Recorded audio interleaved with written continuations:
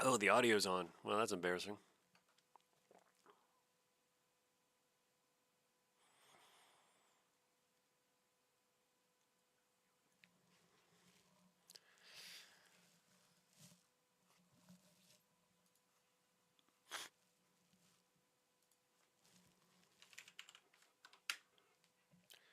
I am recovering from some kind of cold or something like that, so I've got a bit of a. I've gone and caught a sniffle. So, yeah, sorry about that. I get some music to kind of cover up the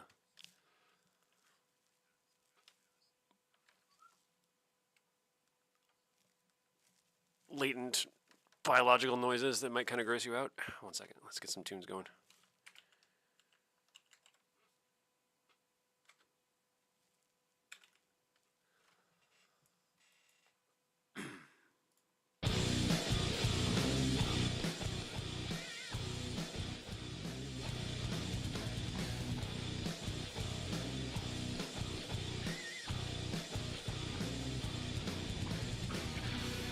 Probably a little heavy for the kind of flying we're going to be doing today, but whatever.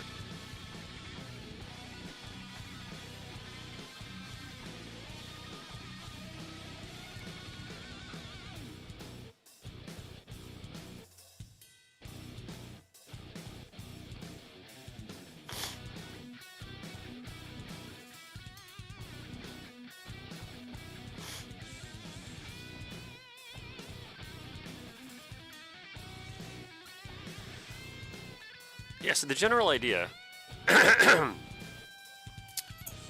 is, I love the Corsair. Grew up watching Black Sheep Squadron with my dad, and, you know, and I'm sure a lot of you DCS folks did the same. So always had a soft spot for the Corsair.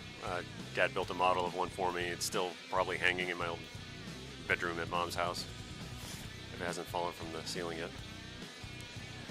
132 scale. Alright, let's, whoa, that's confusing. Hang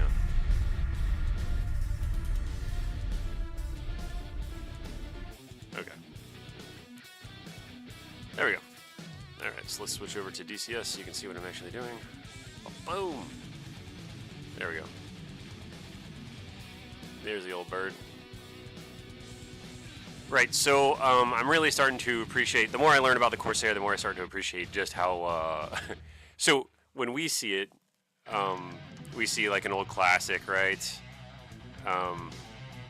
You know, it's got a pedigree, they built it for so, geez, when was the production? Like from the early 40s up through the 50s. And it's in use for a long time.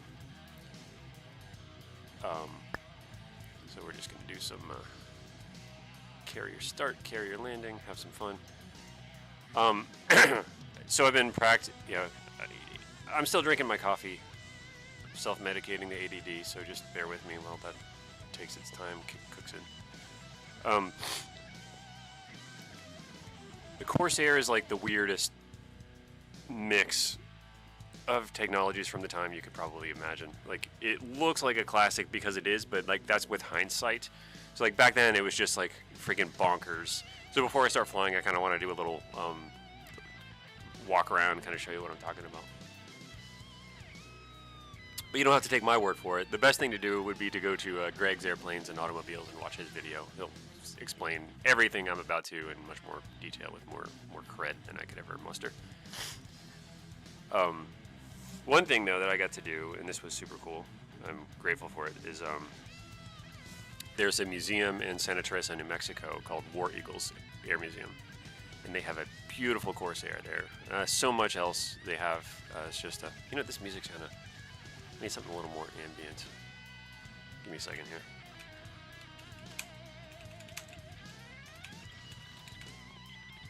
I'm trying to get some Gothic study. Oh, I am down.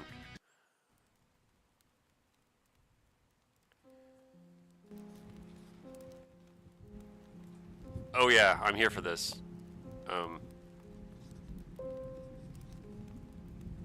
Oh, you know what? I can't do this because it's AI generated music, which I find morally reprehensible. No joke.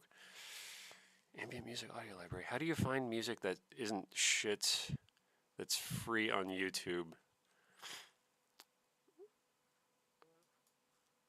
that is not AI generated? Let's just go back to Ethan Excel here. Yeah, fuck it. We're doing it live.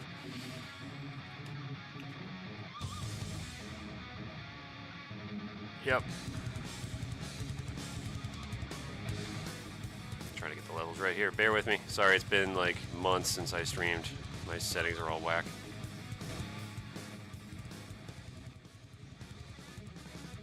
I want that kind of like a dull. There we go. Okay. Let me know in the chat if you have any recommendations on the audio.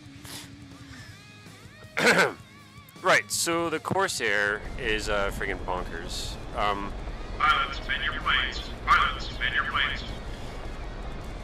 So, if you are like me and you started DCS Warbirds in the Mustang, when you come into this cockpit, it's like, what the hell were they thinking?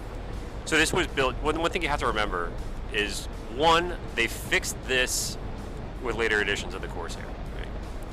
Two, human factors or GUI or ergonomics or any of that kind of shit, that wasn't. I don't want to say it wasn't a consideration, but they didn't really have words for that so much back then. They just kind of like, does it work? You know, is it sort of logical? Yes, then let's just, let's go with it. And also, Chance, VOTS, if I understand correctly, they were just freaking batshit crazy. They're like, let's just, I just imagine like, when they were designing the Corsair, a bunch of like, engineers with a, like a 2-foot pile of cocaine in the middle of a desk or something, like, hey, we gotta make it fast. No, really fast. How do we make it really fast? Well, we gotta make sure that the wings, where they're bolted onto the airframe, are at a 90-degree angle because that's the most efficient, angle. But we can't do that because then there'll be like a mid fuselage monoplane design like the Wildcat, and that kind of sucks, right? So we gotta get those. We gotta make that 90-degree angle. But then what are we gonna do? Then the wings will be pointing down. Fuck it, just bend them back up in the middle, and then it'll look cool, and then we can use the wheels for dive brakes. We got this, and they're just like, oh yeah, let's do it, man. That's what I'm thinking. These guys were crazy. Also, it has come to my attention. Well, let's get back to a little more serious note on the engineering of the Corsair here. If you look at the fuselage, do you see rivets? I think there may be some rivets in some places, but they were using spot welding, which was pretty new back then. And if you look at the control surfaces, and this is one of the things I saw in the War Eagles Air Museum. If you ever get the privilege to go see a Corsair up close, if they let you like poke it, please do that. It's super cool, but like be very gentle. These things are like special. But the control surfaces and the tail are fabric covered, so they get that. They're very light to the touch. So you've got this weird mix of like kind of outdated fabric covered control surfaces, but also this fancy new spot welding technique to smooth out the surface. Wow, so my pilot body is apparently bound to pitch down when I pitch down. I'm not doing that, that's my joystick. Okay, cool. So there's that.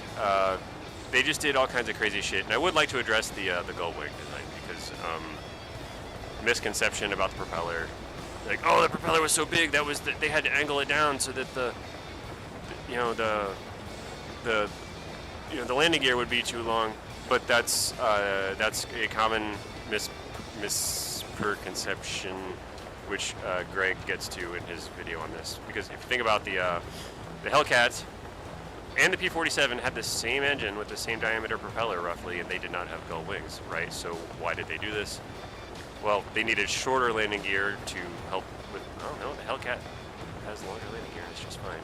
I think most of it was they wanted this angle, this 90-degree attachment angle to the fuselage, which is, I don't know if it actually was a net benefit, but it does look cool. And they also wanted to use the wheels for dive brakes. So they need to be kind of short. If they're too long, then obviously that's not going to work. So you can drop these gear down, I think, at like 230 miles per hour. Pretty fast. Anyway, enough about that. I think these guys are crazy. I'm going to go back into the cockpit and talk about some other crazy shit. So over here, let's start with the throttle quadrant, right? So in most conventional cockpits, forward goes fast, backward slows you down.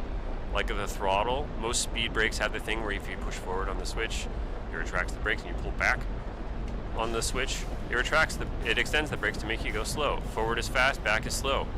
Same thing with the P-51, the P-47, the Spitfire, every other warbird I'm aware of. The prop knob, the prop RPM lever, when you push forward, the RPM goes up. What are we doing here? No, we're going backwards, guys. You want to increase the prop RPM? You push this thing down.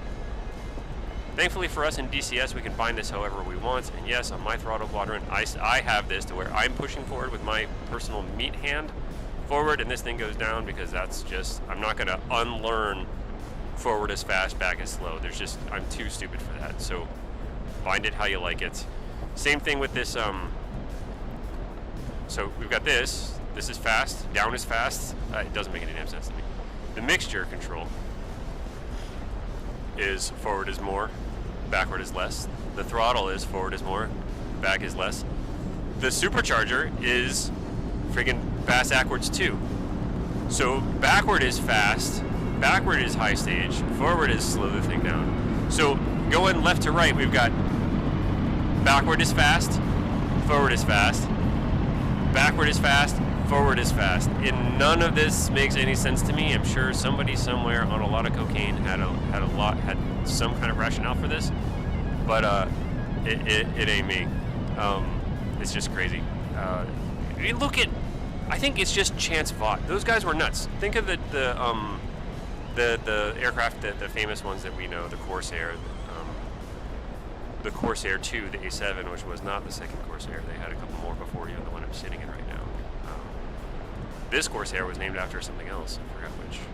There were a couple of Corsairs from Chance Vought for the F4U. So they had the A7, which was crazy, kind of a development from the F8, which was just batshit. Like, hey, we need to make this thing have more visibility when we're behind the boat. So let's just, have the wing lift up and drop the nose by lowering the whole damn fuselage. That makes sense. Yeah, they were crazy. And the F7 Cutlass, that thing, I don't even know where to start on that one. If you want to learn about the Cutlass, check out Not a Pound for Undergrounds. Typically amazing work on that one. So, compared to all those, I think the Corsair is fairly sensible, but the cockpit is just bonkers. So we're going to arm the guns here. We're going to come down here and charge them, which is normally done on the ground. Then we're going to turn on outboard, center, inboard, turn on the gun sight, which is, fine. And then master arm is here. So to get the guns to shoot, 1, 2, 3, 4, 5, 6 things to hit, which is fine. And then you can conveniently turn on master arm here and there. Anyway, let's do more rock. Let's talk and get some flying done. All right, so let's go through the procedure as I know it, which is not the don't be like me. So I'm going to go 6 degrees, aileron right, 5 or 6 degrees, rudder right, and about 1 degree nose up. On the elevator, we are going to lock the tail wheel for takeoff. We are going to unlock these pins. We're going to spread the wings. And while that's going on, is one of the benefits of this cool system they engineered is that we can get everything started. Turn on the battery, turn on the fuel pump. So we're going to turn on the standpipe reserve. Prime it for 1, 2, 3, 4,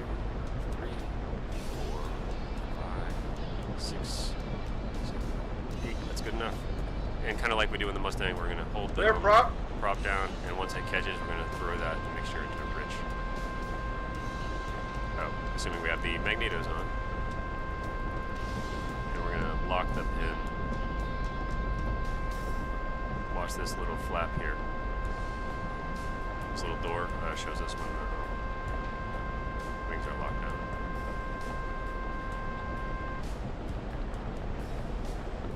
Alright, so primary. We already, let's see, should there still be some fuel in there? Yeah, let's try it and see what happens. Let's do a starter. Clear prop. Hold it, mixture rich. And I'll just start. Whoa. Alright, good start. So now we're going to let it warm up a little bit. Got my prop set to max. RPM, this is full rich. The reserve, the fuel tank is right in front of us, which is right where I want it to be in case it catches on fire. That way I know it's on fire because my feet are going to get really hot really quickly, and I know to get out of the plane. Sarcasm? I don't even know anymore. This, so in this fuel tank, it's a fuel tank, right, as we tend to have in airplanes. And in the middle of it is a standpipe. Cow a little bit so I don't cook everything too quickly. And that's kind of the reserve tank. I think it's like 55 gallons. A lot of you may have experienced what I have, where shortly after takeoff your engine stops and seizes up. To avoid this, come down here and open up your oil cooler at least halfway. That's this little guy right here, which is a really critical oil temperature gauge that you need to see to make sure your engine doesn't cook.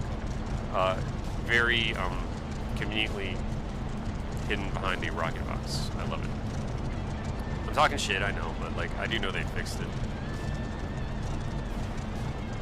Gauge the gyro compass. Line it up with Mr. Magnet. CHT is not good enough. Increase LPM just a smidge.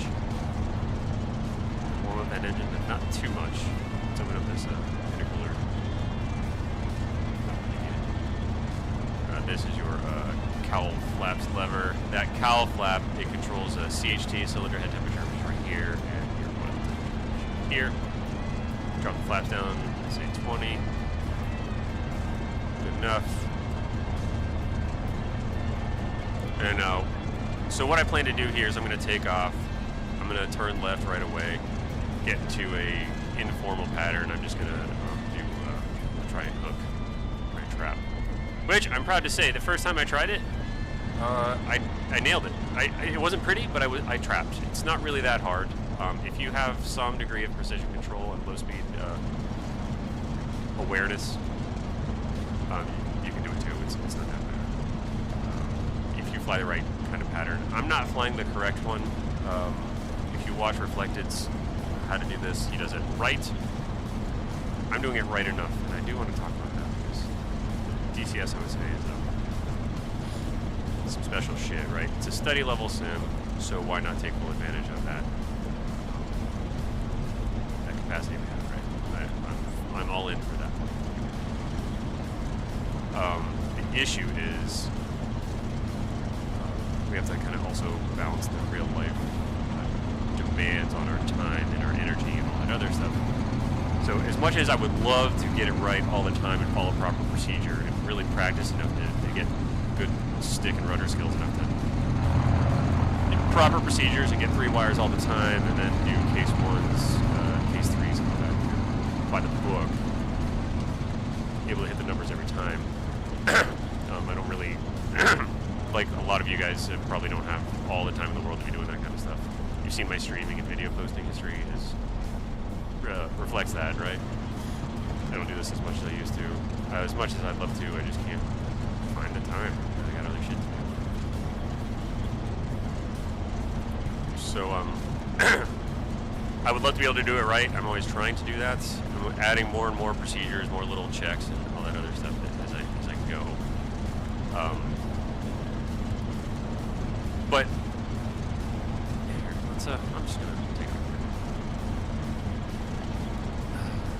These shoes, turns out, not the best for this.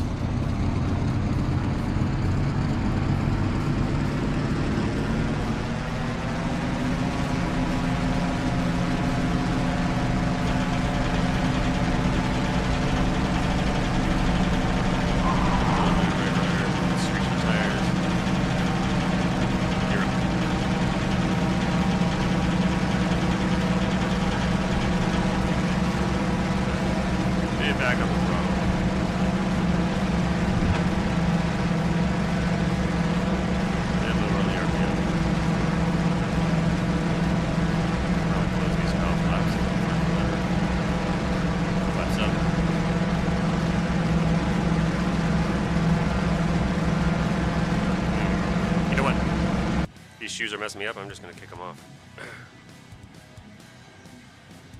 Flying in socks.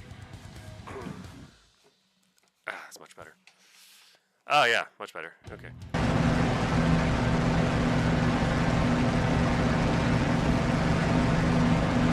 So let's do our turn to down. Like I said, this is not proper procedure. It's just something I've been doing to kind of get some reps in, get some practice, get some feel for it, right? So.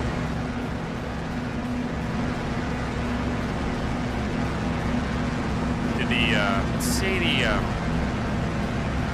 there's a continuum on simulation. It's not on or off, it's not binary, it's not realistic or nothing. Everybody's got their own demands, everybody's got their own needs and wants from a simulator like this. And if you, on one end, is like the arcade experience, which is more, I would say, kind of like Ace Combat style, like you are the hero slinging missiles with impunity, just destroying everything in your path, you point and shoot, you know. You hit some buttons and things blow up, right? Which is fun. I love Ace Combat. I'm not throwing shade, fuck that. Like, but you know, you gotta.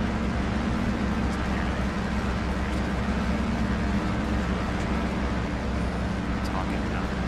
Here's turn in. I'm gonna shut up for a minute. Down. See, I'm already too high. I'm way too far out. And do you see how that left wing really wants to just drop?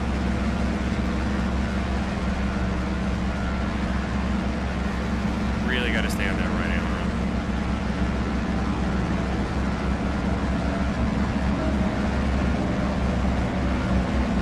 Right rudder, a lot of it.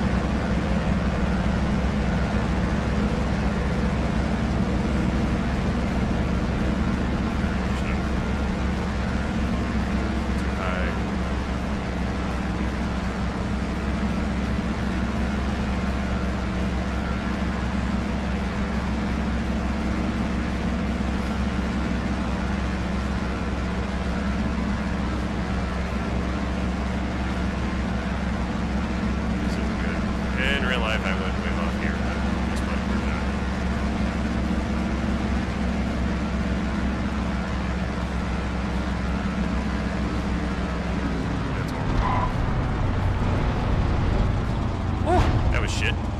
I mean, hey, we're not dead. Alright, look up.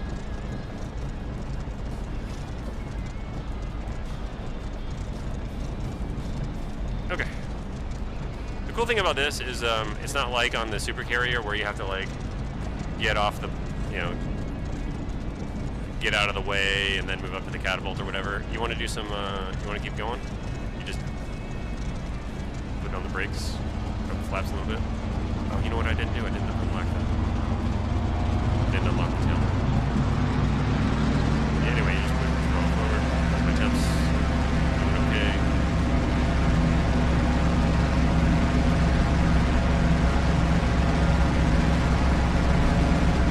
Power, power, power. You're up.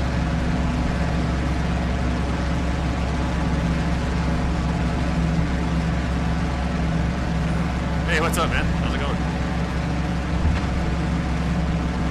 Flying horrible patterns in the Corsair just to kind of get the feel of it. Just gonna leave the flaps down. Forget, look down and down. Oh yeah, you're just gonna go down first. Corsair things. Because Chance Bot was on cocaine and they're like, hey, we're not gonna let you drop the hood unless the gear are over. Drop those gears. Are we gonna have lights? No, we're gonna have these weird little spring things.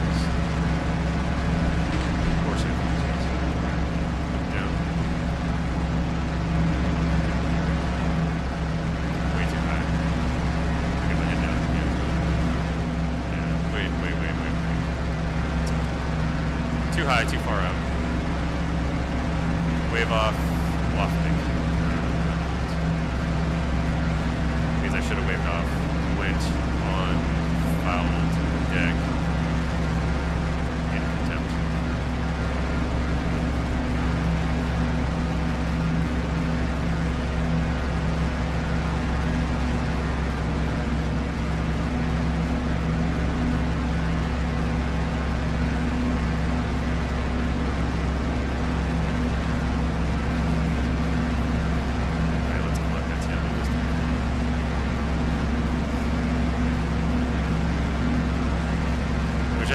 more, yeah, it protects the tail wheel system.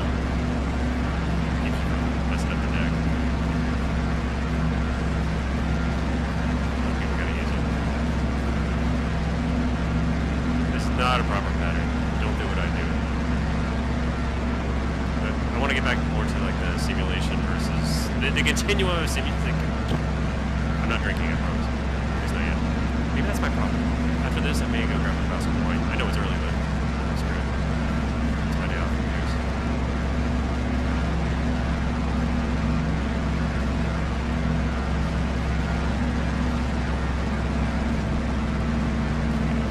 Oh, yep, that's what I. Okay. Well, that's the first time I've broken one. All right, you guys are here for it. But did you die? Maybe YouTube notifications suck as usual, but I'm not sure I've caught you streaming for a while. Oh no, I just haven't been streaming. I've been way too damn busy. I'm actually packing up to move, which I'm supposed to be doing right now, but like there's only so much you can do packing up your life in boxes before you burn out. Hence the coffee and lots of wine. I mean, glad you're still here. Every time I go to stream, I'm like, everybody's forgotten about me by now. There's no way anybody's gonna tune in. So thank you, appreciate it.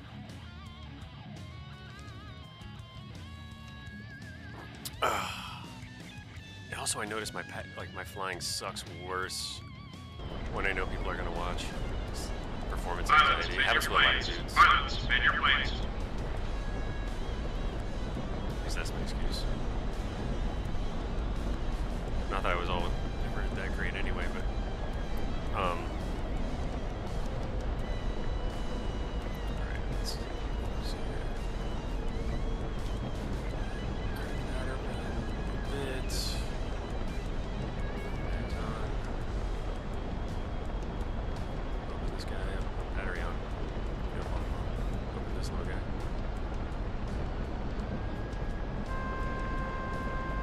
You shush.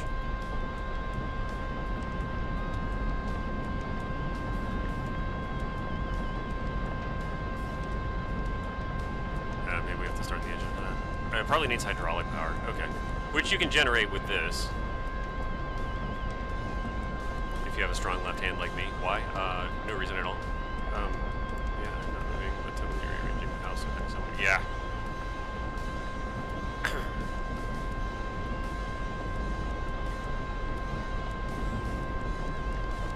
It's kind of draining. Everything must go.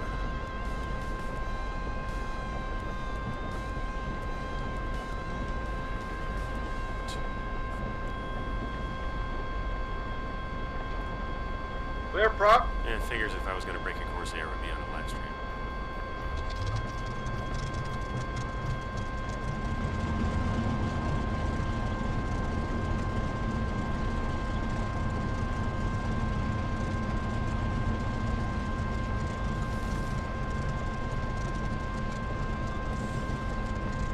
Can you shush? Thank you. That beep is annoying. I guess it's supposed to be. It's doing its job. To unlock. Oh, okay, we need to lock it for takeoff and unlock it for landing. This is just if like me, you're coming from something like the P-51, this is a hell of a lot more complicated. I'm still trying to get a feel for it. Yeah. Made by the same folks, I guess that makes sense. They have a.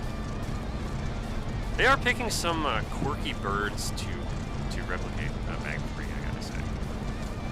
MiG-21 is just oddball. It looks. Both of them look like perfectly reasonable aircraft until you look at them closely, and it's like, oh man, these are actually crazy, batshit crazy. All right, get some warmth here. Cylinder head temp is not tempting, but there's where we go. We got 20 degrees of flaps.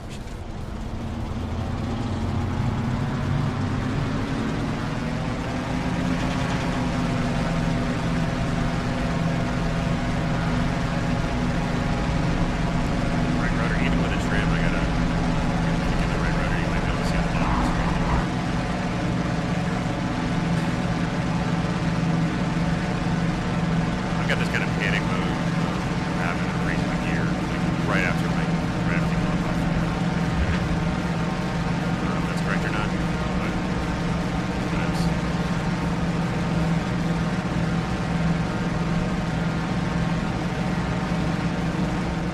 Yeah, MiG-21. That's one I used to fly it when it first came out. I keep wanting to get back to it. Just there's so many others.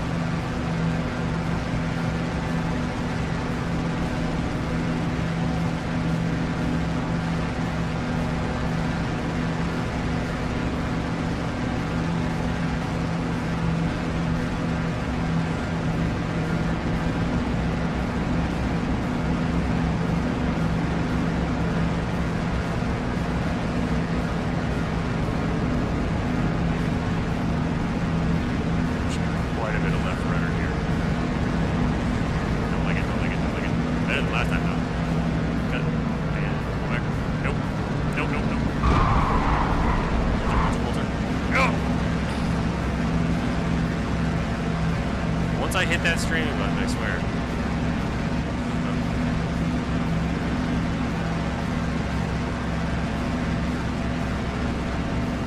Let's just call it an added challenge.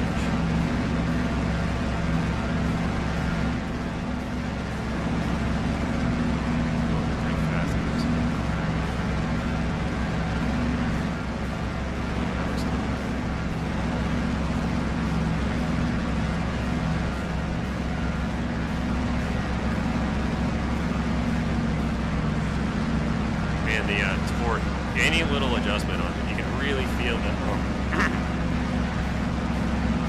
Ooh, this thing really wants to dip its left wing really bad. Okay, I'm gonna gently add a little bit of power. Gently, gently, gently, just a smidge. Okay. Any little throttle adjustment, you really feel the torque of this thing. It's just craziness. You see why I'd be so big fan. Until I hit the stream button, though, I wasn't having a hard time behind the boat. It's just divided attention, I guess. Excuses.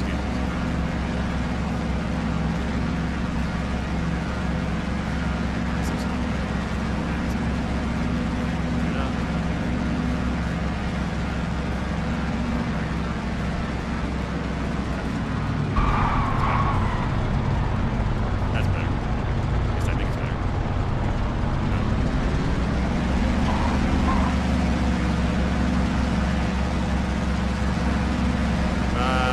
I forgot something critical. Guess what I forgot to do.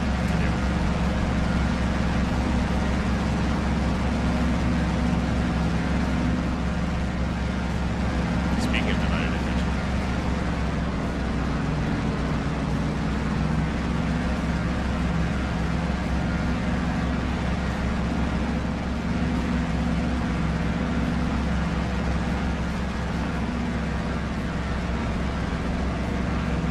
You get a really strong, like roll moment. Is that the right word? Rolling tendency. Any little adjustment with the throttle, you gotta be ready with the aileron. It just really wants to roll. So you pull back and pull back and wants to do something. When you add power, it wants to do something else. You guys need to get away. The pattern is full. Go around.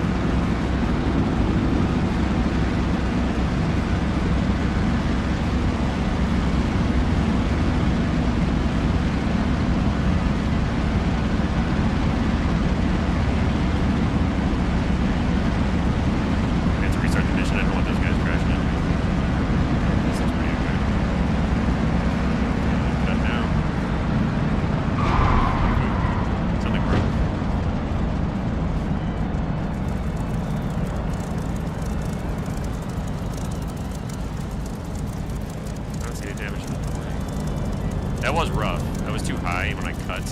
I did one of those, what do you call it? That deck dive, like, flinch, pulled the throttle back. I think my hook isn't on anymore, so I'm good. I think my hook's back there on one of the wires. Alright, we're gonna restart this. Start this guy up again.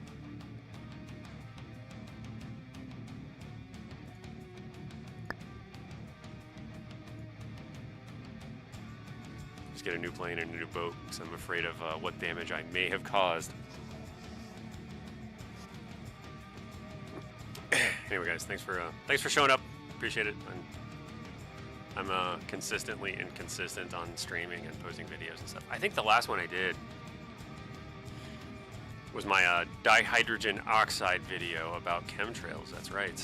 Dihydrogen oxide is a very interesting chemical, and I think we owe it to ourselves to in the public to learn all about dihydrogen oxide. And it's a Pilots, spin your planes. Pilots, spin your planes.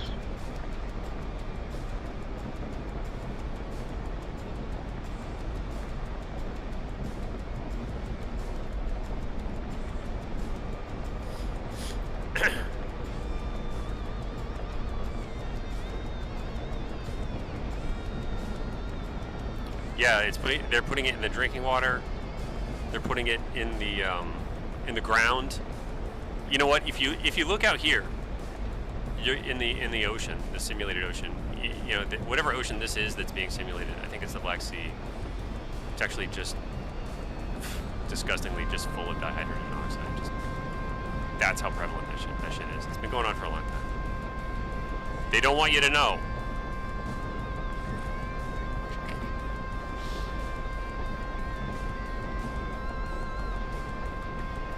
Give that to our beef and chickens too. Yeah, it's in all of our meat. It's in all our fruits and vegetables. It's just disgusting how people just don't really know about this chemical. And what's really weird, and no joke, I think it's weird. Like it's the only, like everything else gets smaller when it freezes, when it gets cold. When this one turns solid, it actually gets bigger and less dense. So the solid form of dihydrogen oxide actually floats on the liquid form. It's just batshit crazy. They don't want you to know that. They don't want to teach you that. Clear prop.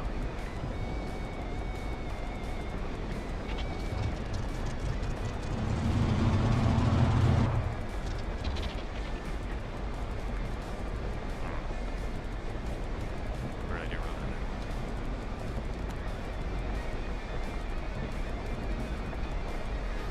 there? I got bigger when I got colder. Clear Me prop. too, buddy. I'm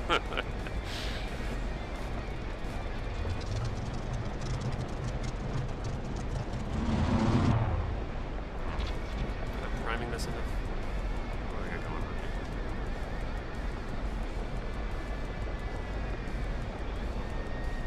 Let's do a little more gas. 1, 2, 3, 4, 5, 6, 7.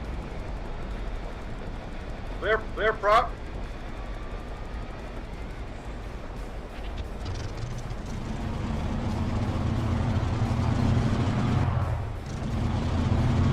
There we go.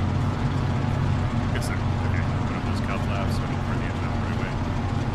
So I get my plane flying overhead, the sky was all gray, and then suddenly the plane started dumping millions of gallons of dihydrogen monoxide. Everyone, small droplets. They atomized this shit? Oh my god. We are totally screwed as a culture.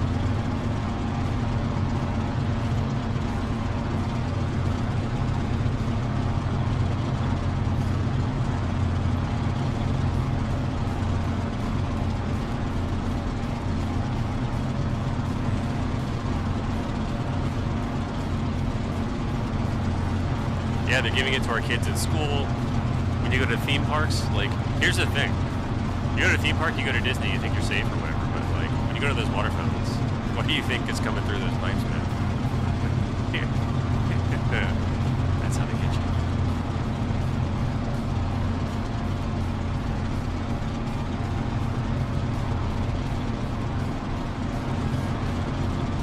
See about taking this thing into combat, but based on how I'm doing here, I don't know.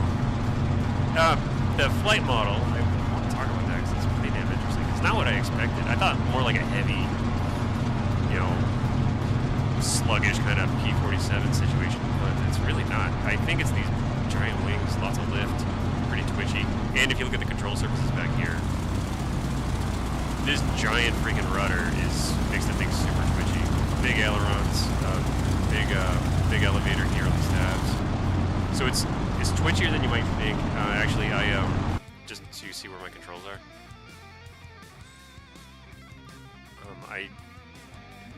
It took me a long time before I was able, because my ego got in the way, a long time to accept that a curve is a good thing. Just the physics of it, like the flight model is kind of built in a lot of cases as if the stick that you are using at home is the same length as the stick that would be in the actual plane. So you have to compensate for that, unless you've got a really light hand and very good POTS or Hall effect sensors or whatever you got that don't degrade toward the middle like most of them do.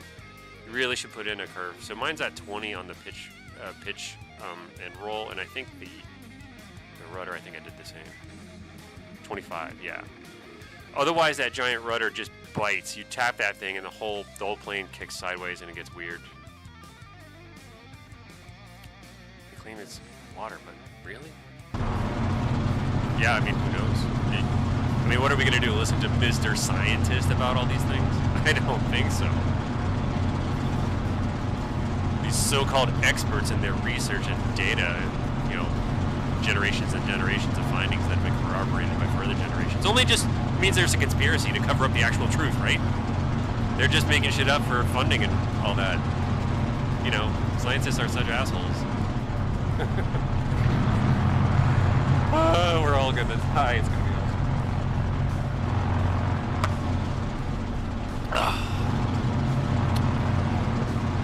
All right. Let's get this back.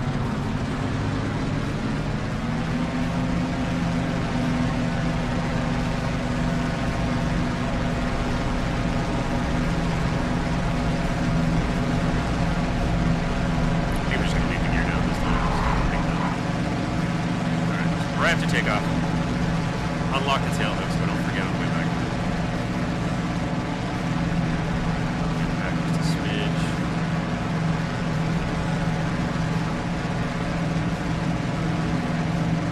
Feels like I am right on the edge of a stall here. Probably because the plane is going nuts. Drop some flaps. A little more RPM.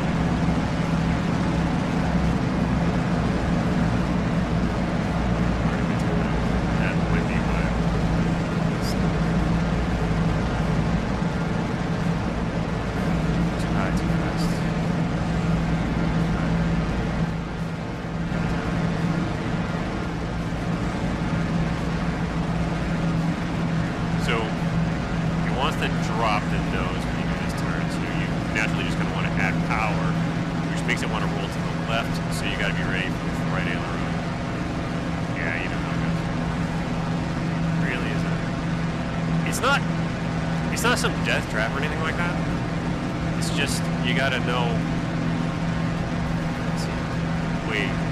Lined up way too far aft. I should kind of level out shortly right before touchdown.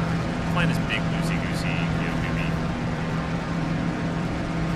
pattern. So when you pull back the throttle, it wants to yaw to the right. So pull back the throttle. I'm adding left rudder, left aileron.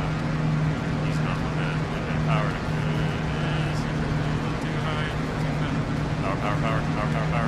Power. Can we save it? Sure, why not? Cut. Horrible.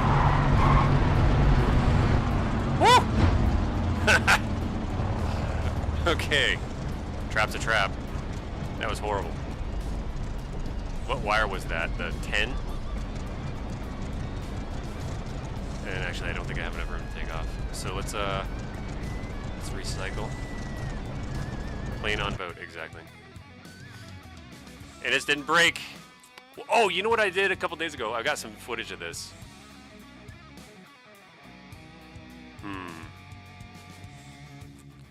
I got the super carrier module because I needed the longer deck, and I'm like, can I land a Spitfire on it? The answer is yes, but not well.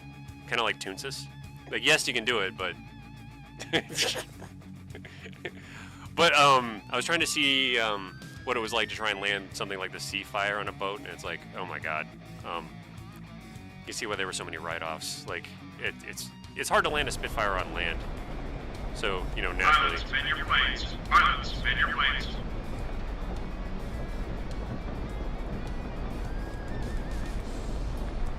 When you go to do it on a boat, it's batshit. It's total batshit. I say that word a lot. It's batshit crazy.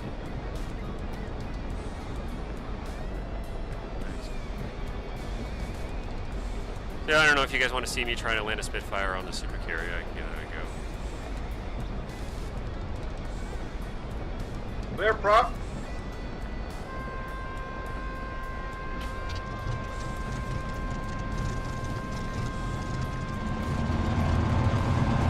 I think what I was doing last startup was not holding the starter long enough.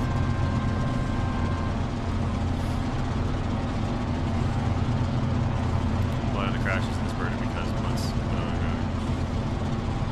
pilot was working on a farm, driving a tractor, and now we're making him take off and land on a plane. Yes. They had a ton of, I mean, they had a bunch of stick time before they hopped into a Corsair, but even I gotta say, even with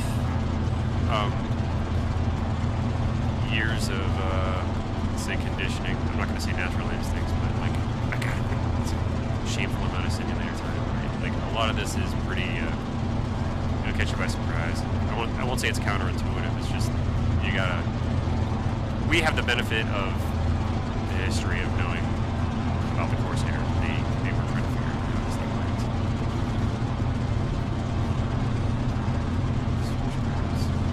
With the trim sets.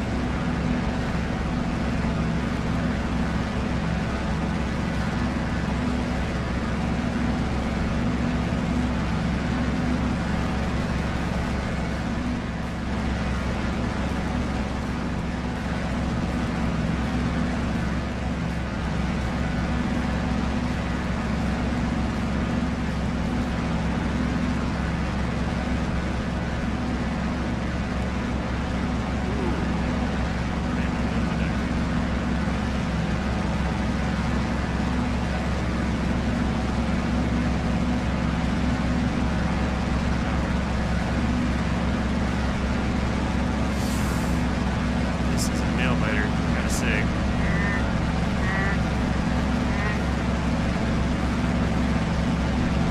Can we save it?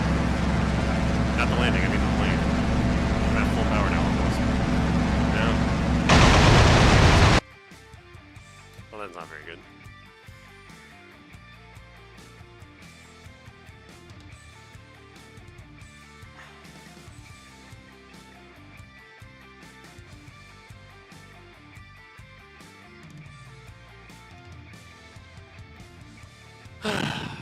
So that was my first no shake. Well,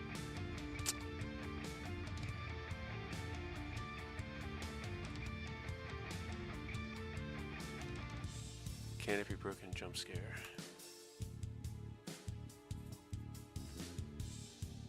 I was gonna move on to the Spitfire, but I wonder what was going on with that.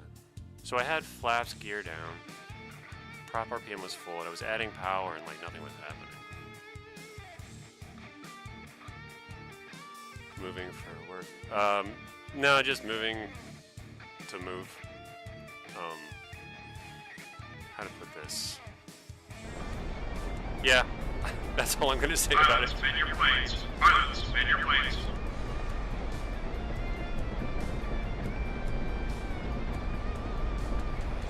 No, I'm just gonna be in the same area, just in a different. I'll still be in good old Space Coast, Florida. Just in a different location. Closer to work, closer to family, all that stuff. The house I'm in now is great. I got a kiddo. It's not really the... It's a good safe place, it's just not really like... Kids need trees to climb and stuff like that. We don't really have any of those. If that makes any sense.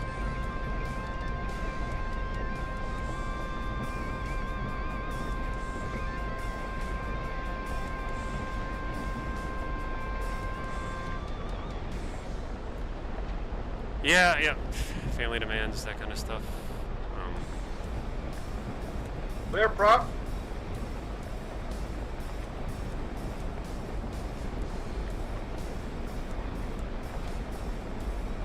It does occur to me. Clear prop. How much harder simple tasks become when I'm trying to talk about it. So I'm quiet for a second. Pardon the...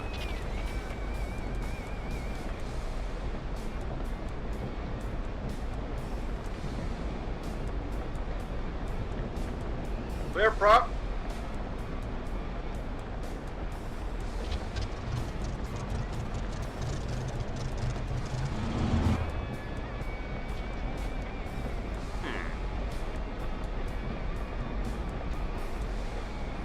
Yeah, well, I actually live near a golf course, which is kind of stupid because I don't golf. I never will. I don't really get it. But the idea was... Clear prop. People who live on golf courses tend to take care of things and make sure everything's nice, and they tend to hold their value, which is paying off now that I'm trying to sell it, or at least hopefully it will.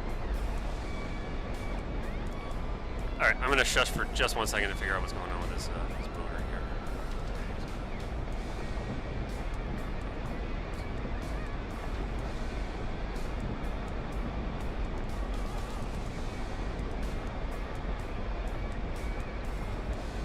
Clear prop.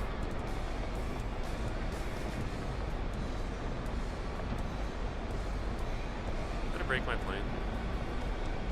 Did I overprime? Oh, you launch model rockets here? Yeah. This is the place for rockets, that's for sure. Gotta watch out for those rocket-eating trees. Oh, model rockets on the golf course. Yes. Gotcha. I misread.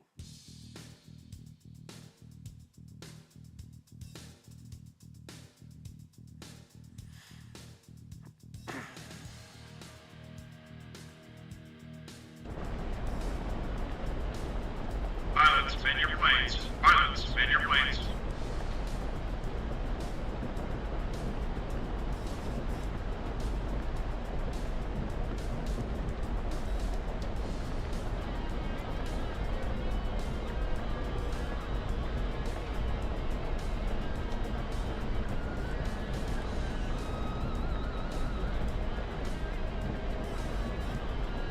Model rockets, by the way, still fun. You can find them fairly easily. Got one for my kiddo, and tons of fun. Who knew?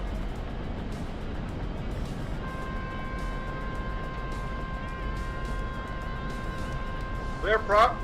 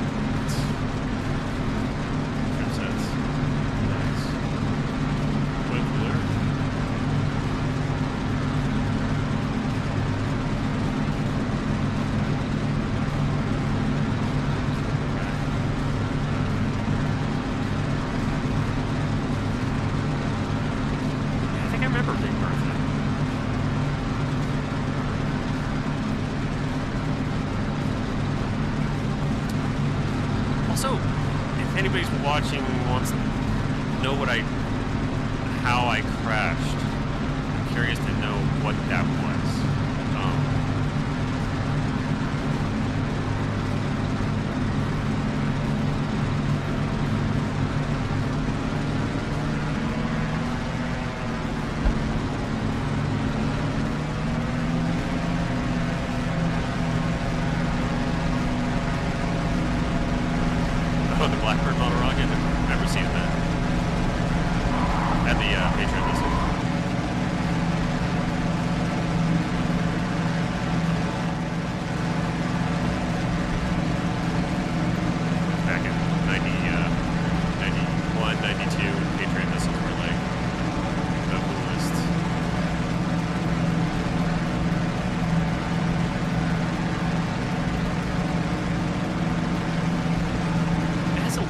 Remember going through those catalogs and thinking, oh, I want that, that looks so cool. You know, there was a ST's model rocket catalog, or like Sears catalogs, if you remember those. Or my favorites were actually when you buy a Transformer and it'll come in the box and it'll come with that like poster with that freaking epic art of like a battle between Optimus Prime and Starscream.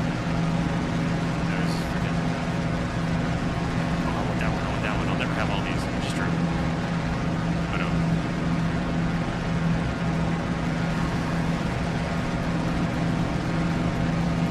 it's a different time.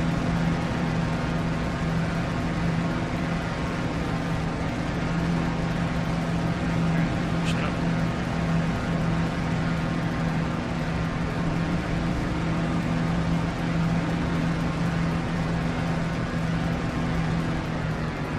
Shit.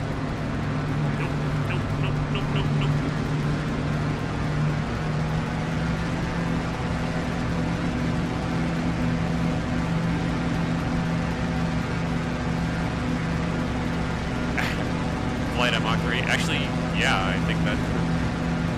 I don't know, but if it's going vertically and it's just flying under rocket power, you'd think it would be okay, but I mean, that thing was designed to do one thing, go fast. So, probably imagine as a rocket, it would be okay. I don't know. As a glider, probably more like a lawn dart. Which, also, yes, I do get to play with those when they're still around. My friend across the street still had his parents had a lawn dart set from the 70s or whatever. They caught us playing with them one time. They're like, kid, put those away!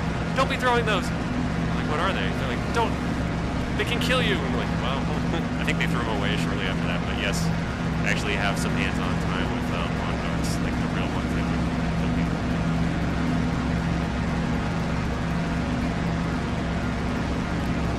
Growing up in the 80s, it strikes me how often we narrowly avoided death and or serious physical permanent injury just by doing regular things.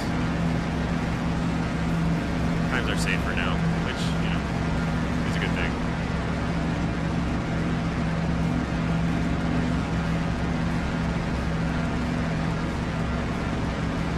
This feels low. Ooh, that was a mess, but we're on the boat. I think I'm going to call it. That's enough Corsair time. I'm going to switch to... I'm going to go a little more batshit.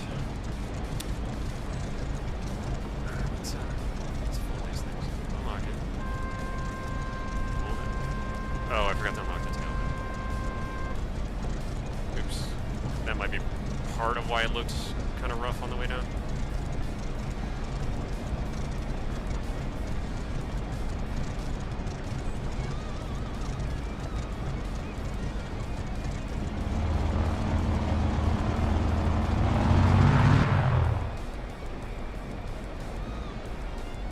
And we're just going to call it.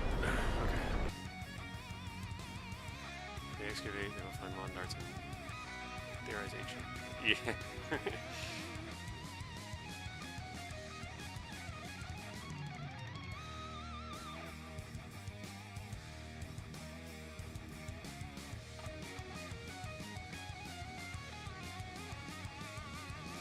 Alright. Mission. So, because I hate myself quite a bit,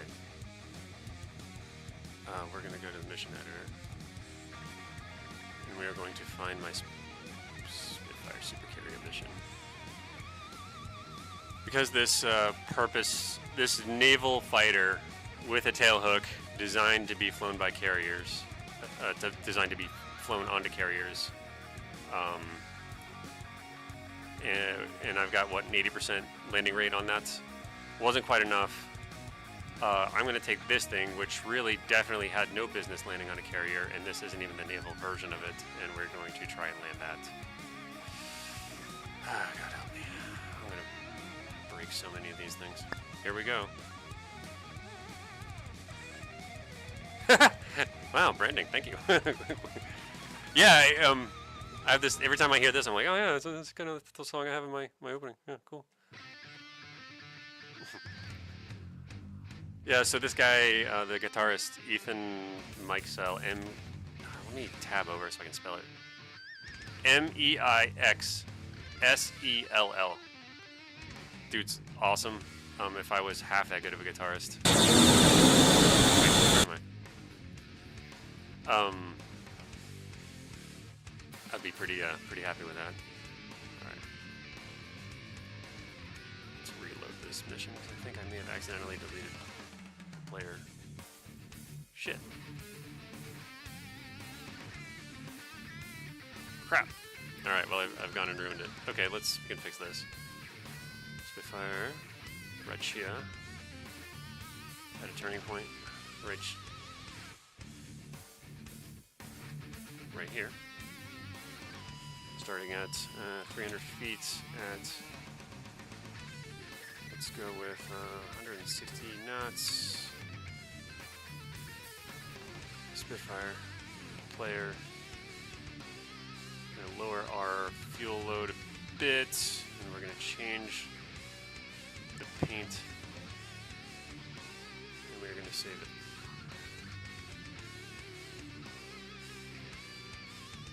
Let's give us a little more time to set that approach.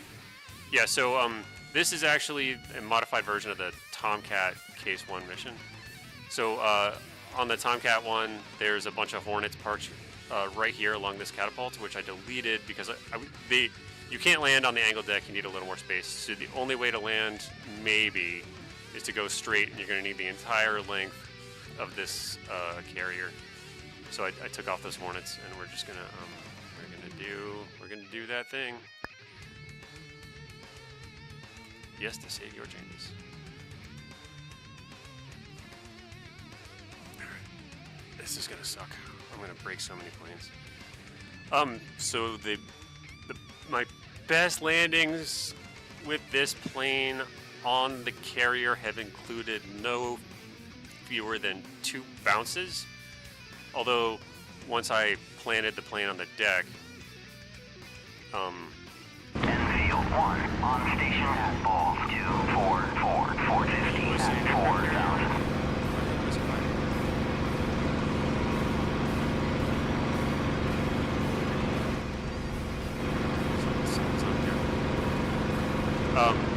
Yeah, so I bounced it. And there's the destroyer.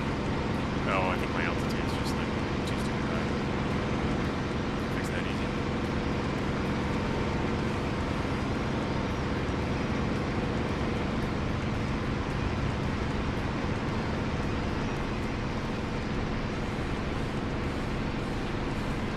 I must have jacked things up on the ammunition.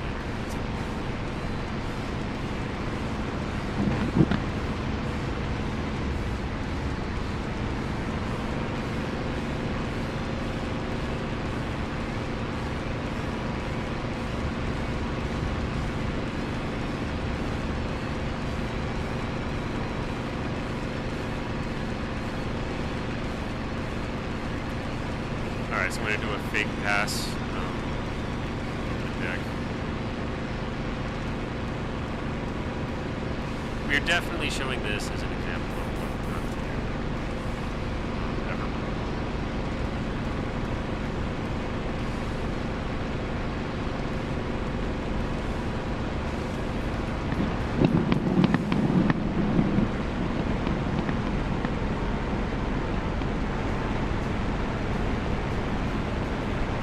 So I was going to touch down. I think I probably cut right about now. Okay, look at best. Alright. Sorry, I'm still getting a person. Right here.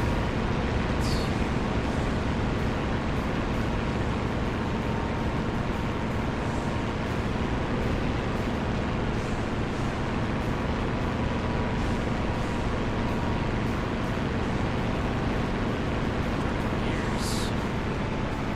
Flaps.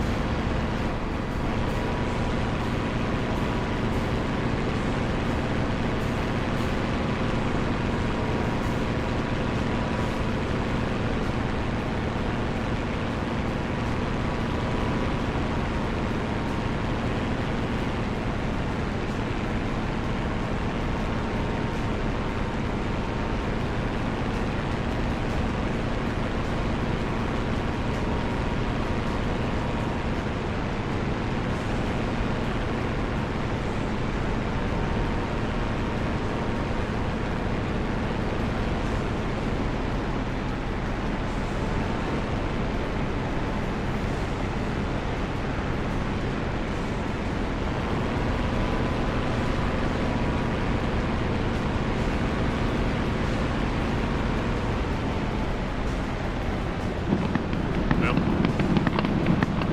now had I touched down thusly way the hell back there, that would be pretty nice actually. So let's go around and try that again.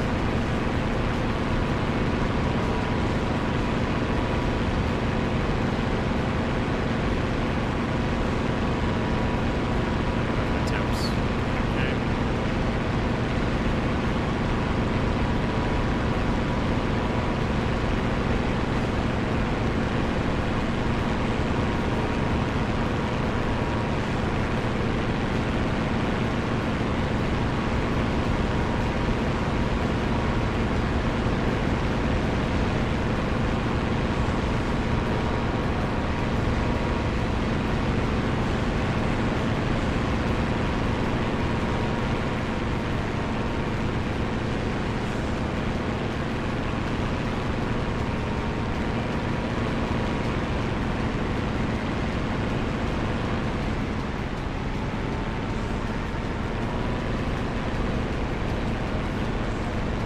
Compared to the Tomcat, what's nice about these throttle rates is instant throttle response. There's no turbo lag. That's nice.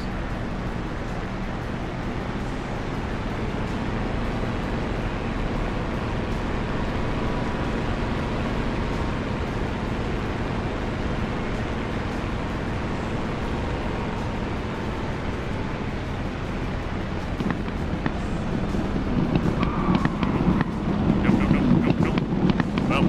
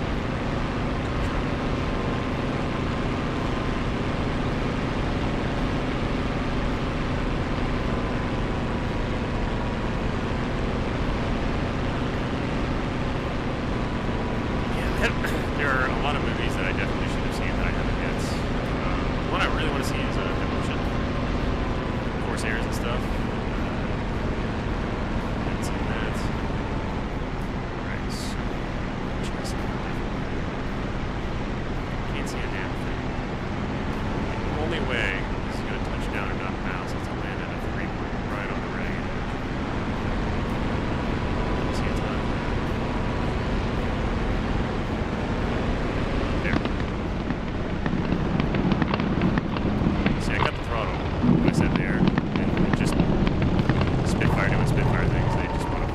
Whoa! No!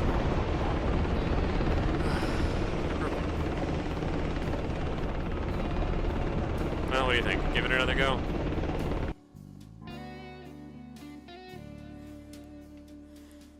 I think I've had enough failure for one day. Let's see.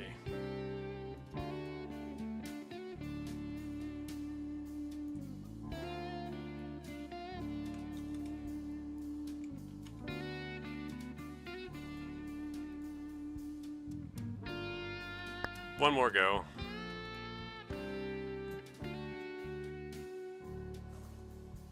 And then I'll switch to the Tomcat.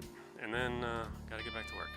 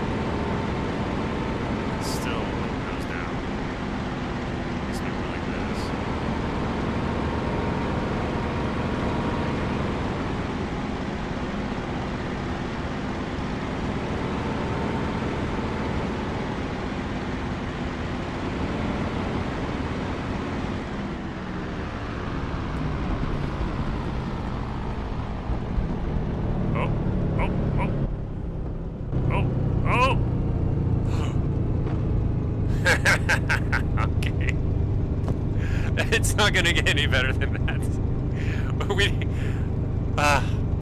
It bounced, it tumbled, it rolled. But did I do a wing strike?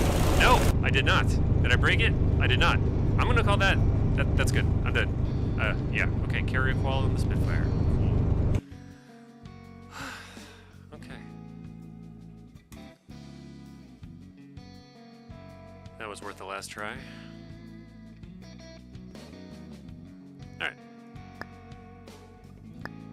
Couple more runs in the cat, and I think that'll be it for me for the day. But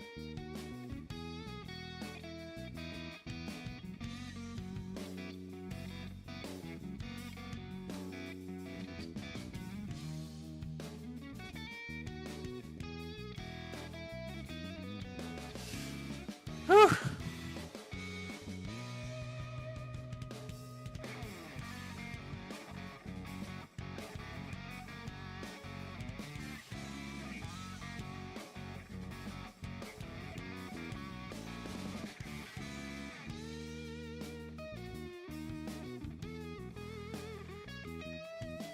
Ah, that was a lot.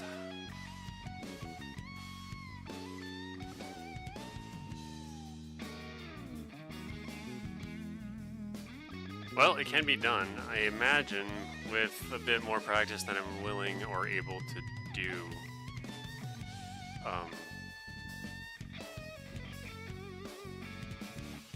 You could probably get good enough to land the spit on the carrier.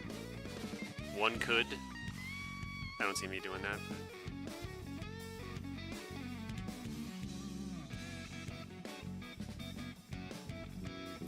Also, if you notice, the one where that last landing on when I actually stuck to the deck a little bit, right before I touched down, I raised the flaps. I wanted to destroy some lift to make it plant a little better. I don't know if that was the right thing to do, but it seemed to work.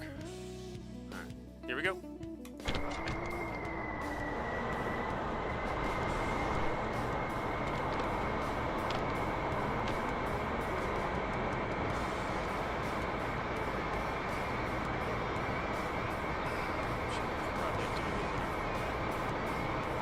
Marshall 101, marking mops 286 or 19, Angels 8, state 6.7. Warm up before I started to do anything like this. 101. You notice I have some asymmetrical thrust here. The reason for that is I watched Top Gun and he split the throttles. Actually, it's this. I have that as a backup on my. So I have a one-axis throttle, which is great until you need to do anything differential. So I have this as a backup, but sometimes it interferes. So Weather is visibility 10 plus miles. Scattered clouds at 7,000. Altimeter is 3017. Case 1 recovery. Expected BRC 35. Report see me at 10. 101.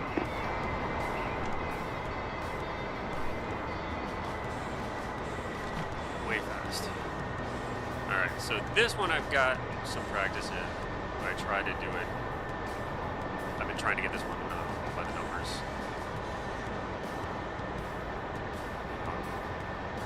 Now that somebody's watching, I will probably screw it up royally, but I'm gonna get better at this. Not good, but better.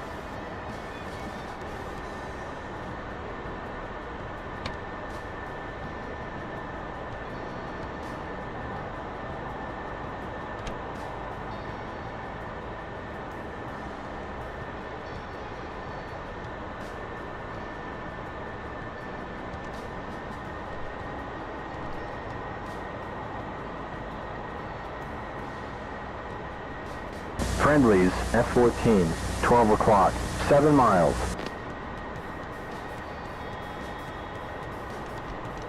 So, not that I haven't broken any Tomcats, because I definitely... Friendly, E2, 10 o'clock, 8 miles. But to me, coming from... So, like, my second module I ever got was the P51, right? You learn to fly on something like that, and... Oh, a Tomcat, it wants to kill you. Like, it doesn't want to, but it definitely will if you screw around. You know, if you're talking and you realize that you're speeding way too damn low for what you're doing.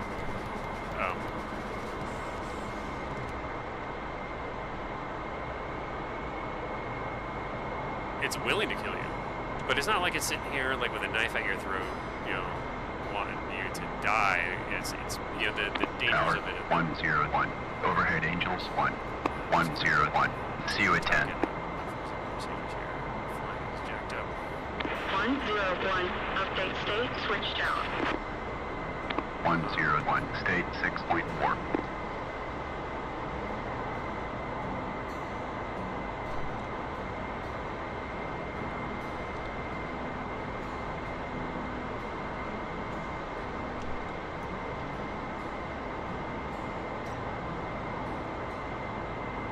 So the goal is to do the break at 800 knots at 300. No. Let's scratch that. Where's it? 800 feet, 350 knots, and I am slow and high, so I'm just going to circle back my numbers. I'll close it where I want it.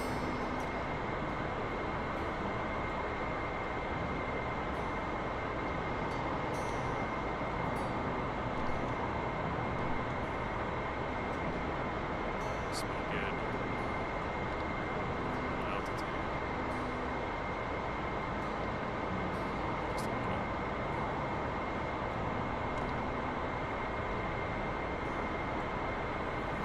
Yeah, as long as you don't mishandle the Tomcat, like, it's got some quirks, but, like, it's not gonna, it's not there, like, it's not some bloodthirsty animal that wants to, like, wreck your day or anything like that.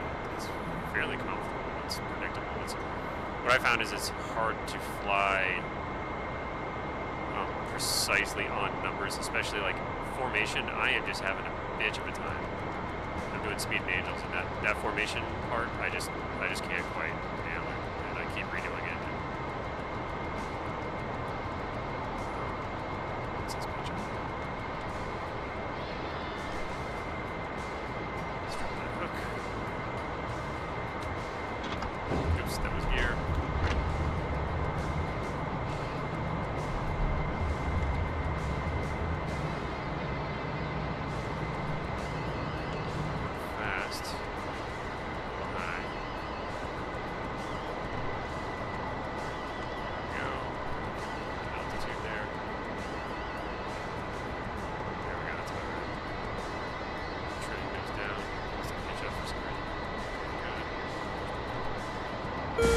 Nails, 7 o'clock. And after this, I'm going to stop talking and focus on getting the procedure right.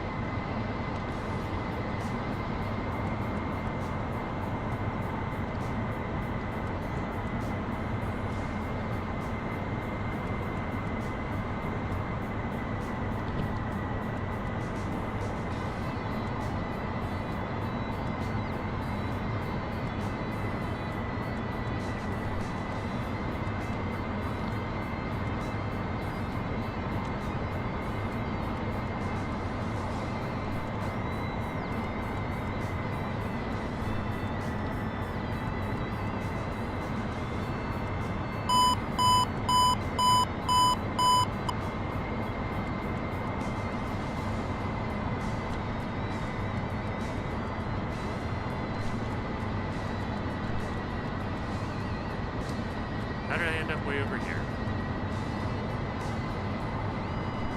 Alright, I'm gonna go around. I was getting good at this. Gear up, flaps up. DLC off.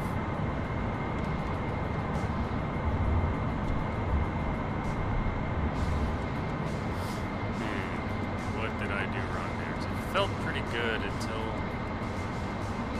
Alright, let's just do it to my race now.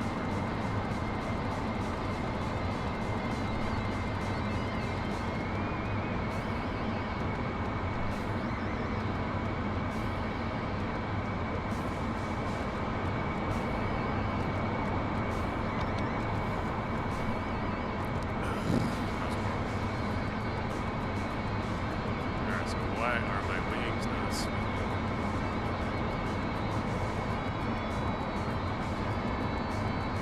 I don't think I'm broken anything. Definitely hit the flaps.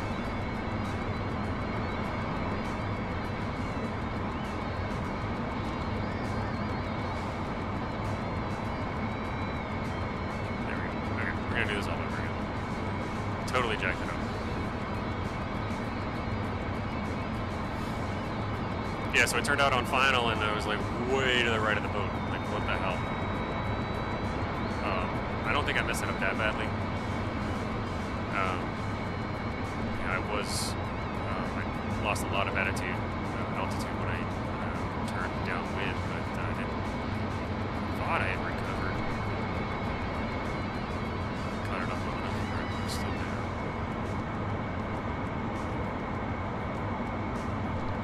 Speed up a little bit here. Grab that nose.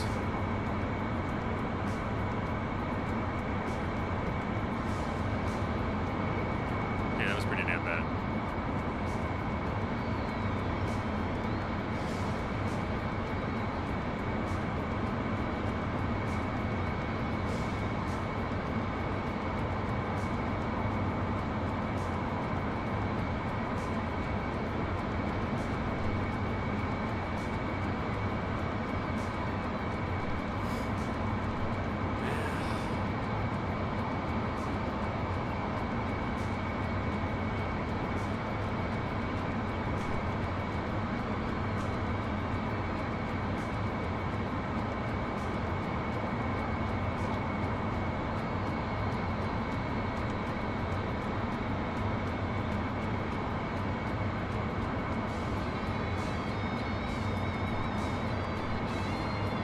A little on the fast side.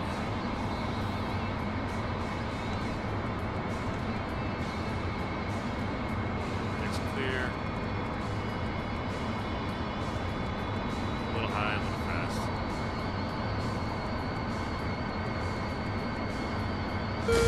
Nails, 7 o'clock. That's better. At least it was. Alright, I'm gonna shut up now.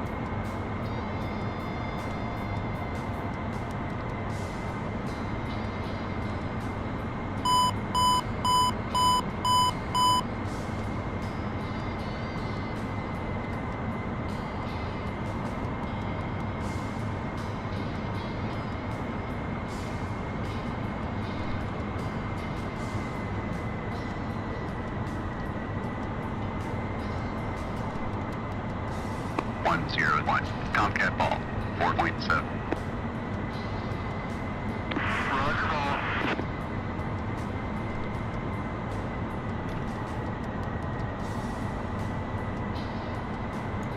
You're a little slow. You're a little slow.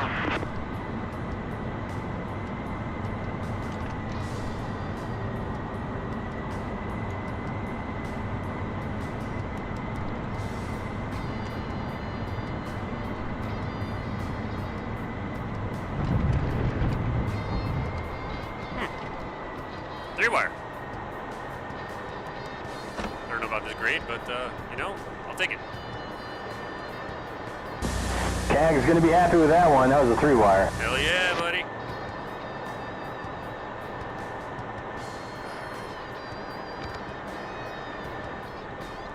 All right.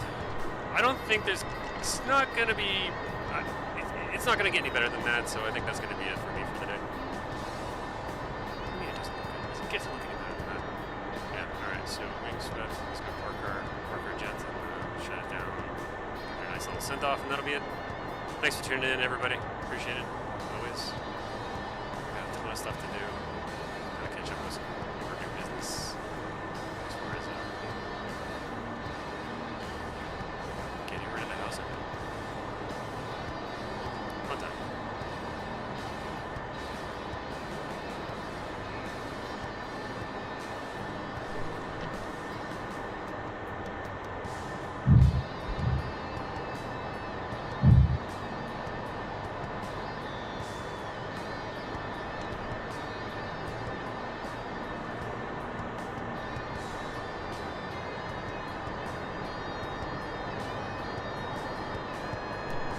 Really?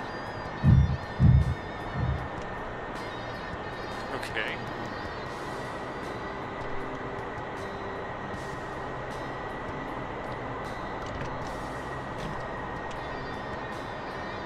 Where's this guy putting me? You know. Okay. I'm not listening to this guy. He can't be trusted.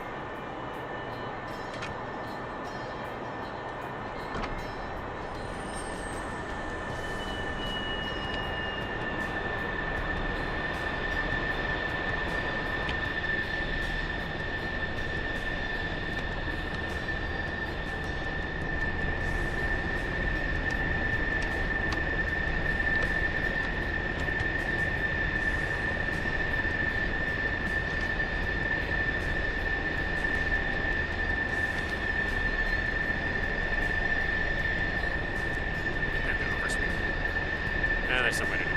I can't remember. I never go that far.